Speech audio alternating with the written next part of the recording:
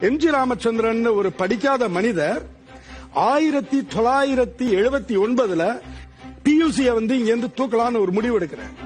அன்னைக்கு தமிழ்நாட்டில் இருந்த பள்ளிக்கூடங்களோட எண்ணிக்கை 4000 சுச்சம். ஆனா இருந்த காலேஜஸோட எண்ணிக்கை 200க்கு குறைவு.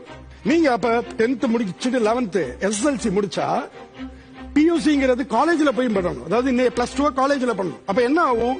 Drop outs. யாரெல்லாம் டிராப் அவுட் ஆவா? அதுல மெஜாரிட்டி 99% பெண்கள். அவங்க காலேஜ் போகவே முடியாது. பியூசி தூக்கிட்டு 10+2 சொல்லி இந்த +2 ஸ்கூல்ல எழுதுன்னு சொல்லும்போது பள்ளி கல்வியை முடிக்கக்கூடிய வாய்ப்பு கிடைக்கும்.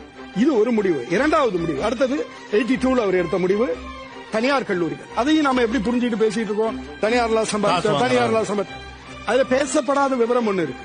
அன்னைய வரைக்கும் தமிழ்நாட்டில் இருந்த பொறியியல் கல்லூரிகளோட எண்ணிக்கை, மருத்துவர்கள் எல்லாமே ரொம்ப குறைவு. அன்னைக்கு 1500 கோடி 2000 கோடிக்குள்ளார தான் பட்ஜெட் போட்டு இருந்த காலகட்டம்.